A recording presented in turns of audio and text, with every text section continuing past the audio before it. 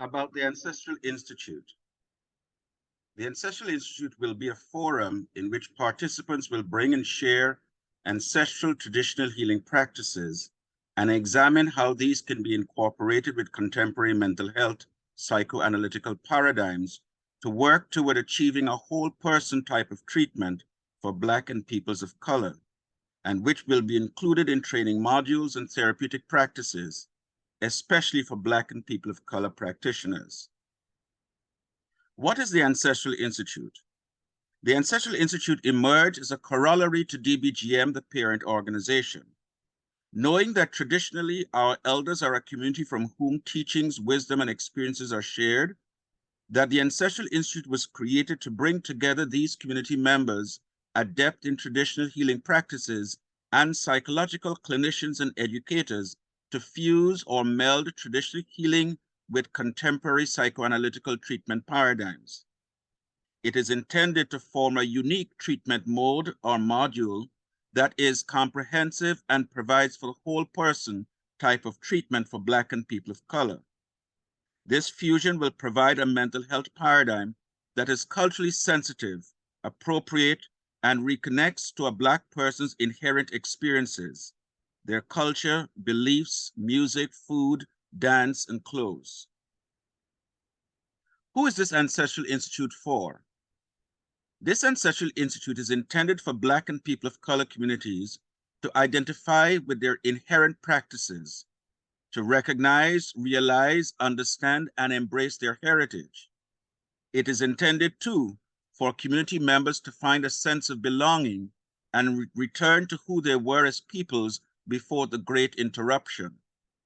The Great Interruption is European physical, mental invasion and indoctrination of melanized communities in the global diaspora. The act of capture, displacement, dispossession, and enslavement of peoples under settler colonialism. The Institute is intended to and can become a forum for mental health practitioners who are at the intersection of mental health and traditional healing practices to expand their work, share information and best practices, learn from each other, and obtain acceptance through collective visibility. But how do we recognize culture's role in mental health? Mental health professionals are recognizing that the Western European Freudian psychoanalytical paradigm isn't a one-size-fits-all to address mental health. The mental health designed and practiced by and for white people doesn't always apply to Black and people of color who often don't identify with it.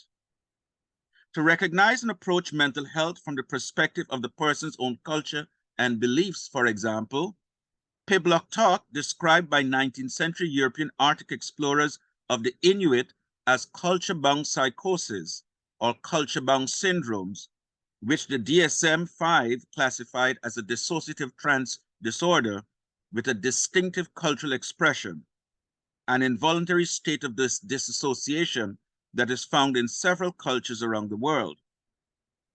But we know that culture shapes who we are, so it follows that it would also shape our manifestations of stress, mental disorder, and emotion. Yet, it also implies a kind of messiness that modern psychology and psychiatry, particularly the American kind, have spent the last 100 years struggling to tidy up. We are aware that culture and social environment can shape, even predict, common mental health disorders, such as depression and anxiety. We are aware of Freud speaking on repetitive compulsion, or Carl Jung on the collective unconscious. We are also familiar with the emerging language surrounding weird, that is Western educated, industrialized, rich, and democratic nations. But let me share with you an example of culture's role in mental health and where it is that often Black and people of color for decades in Europe and in the United States are often misdiagnosed or underdiagnosed. This is an article extract that was taken from How Culture Shapes Your Mind and Mental Illness by Linda Rodriguez McRobbie in the Boston Globe on November 2018.